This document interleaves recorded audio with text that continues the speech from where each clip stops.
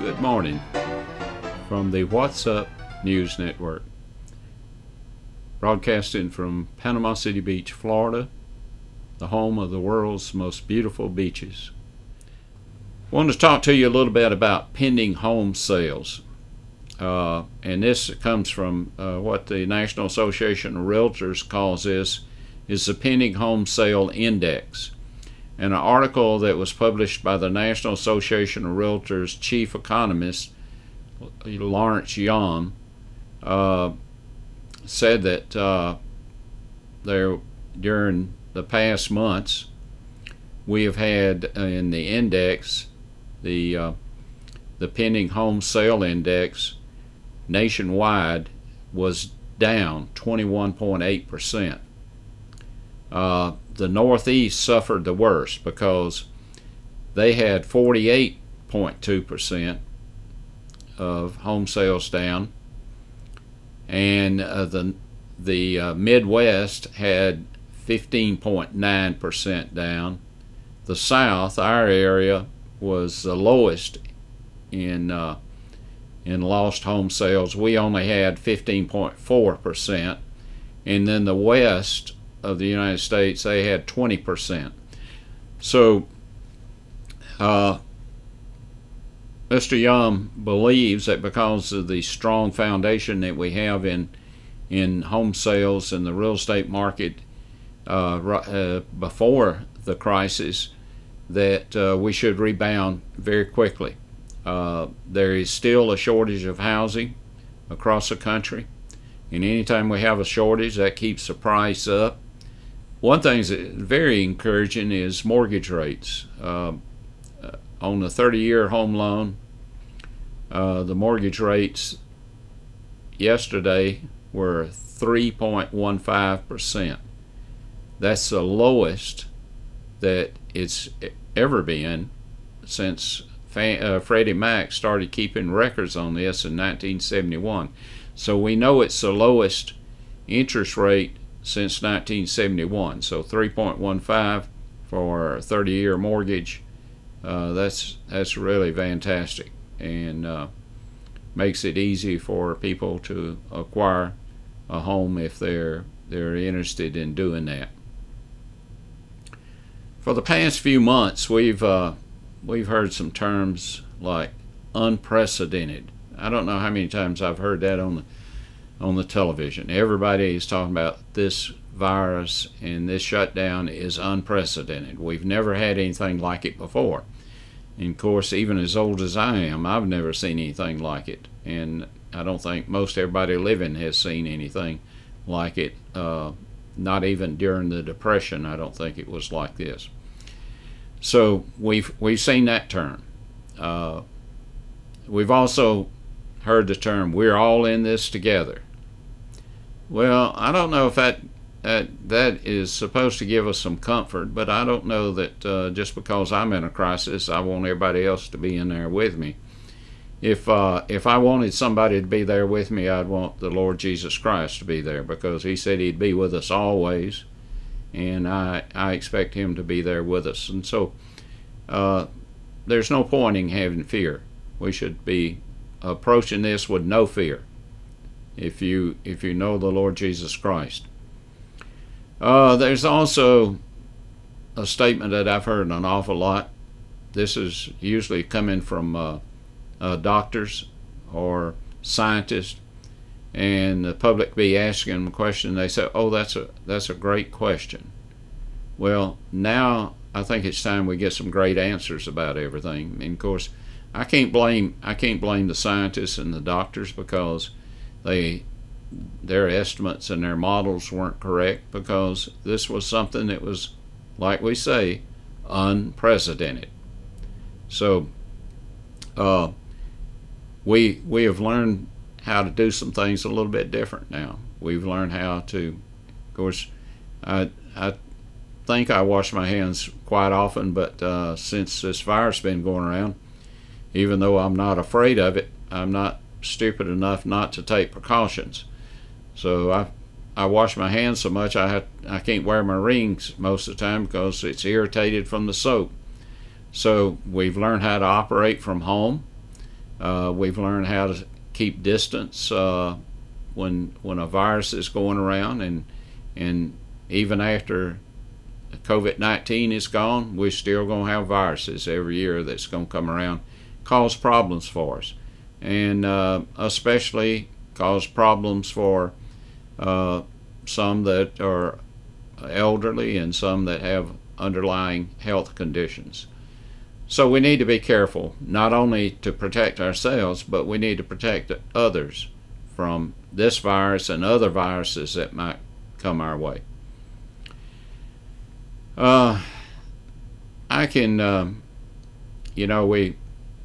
we hear that we're going to get through this, and we will. And I've seen. I'm not originally from Bay County or Panama City Beach. I've been living here since I retired in 2004. I had been coming down here for many years before that, and had been investing in property back around 94, 95. But the folks down here and the investors and people who own property down here, they're really pretty tough. They've been through a lot in the last few years. We had the recession back around 2005. We had the BP oil spill.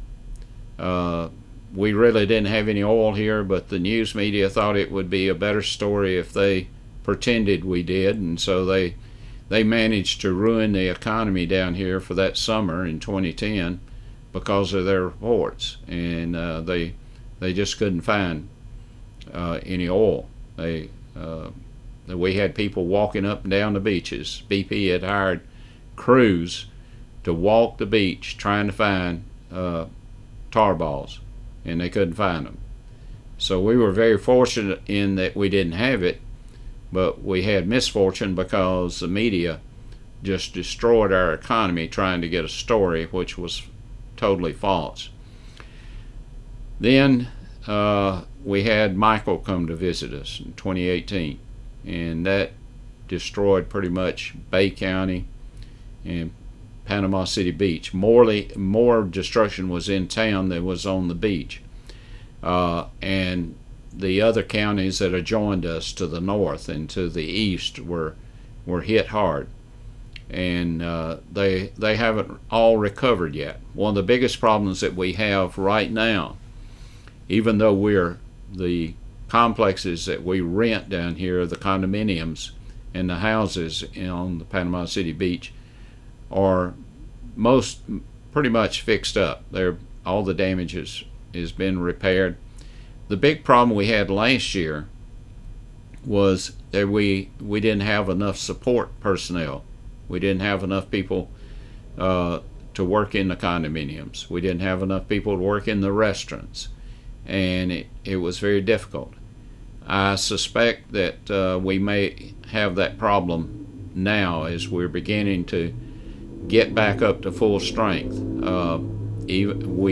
There had been a lot of house building going on in the past 2 years, and I think that the housing's going to be relieved quite a bit for the workers. They'll have some place to stay. But with Congress and their wisdom, and they're trying to provide income for people, they have agreed to pay people more than what they would have earned while they were working. So a lot of people might be hesitant coming back to work if they're making more money by not working. But we will see that once the restaurants get up to full steam and start back taking 100% occupancy, where now they're only about 50% occupancy.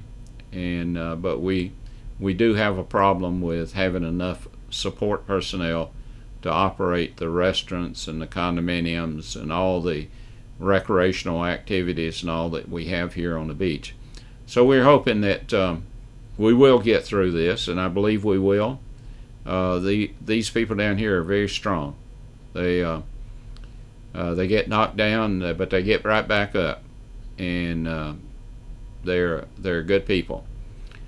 I can just imagine about what might happen 10 years from now. I can just imagine that a 9-year-old boy comes up to his dad and says, "Dad, why is my sister named Paris?" And the dad says, "Well, son," said, "your mother and I were on vacation in France, and Paris was conceived there. And that's the reason we named her after that great city, Paris."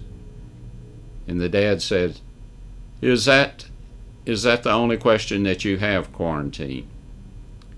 So with that, I think we will get by.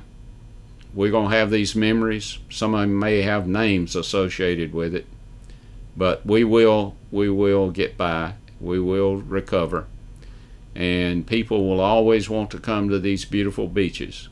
They have such great time. We want everybody to come down and enjoy it. We love to see our visitors. They pay for the activities down here. We love to see them. We want them to be safe. And remember that this is such a beautiful place, but they also some risky things that go on here, and you need to be very careful and make sure that you enjoy your vacation and then you go back home safe. So that's all the news for today. I'll talk to you tomorrow. Thanks so much for tuning in.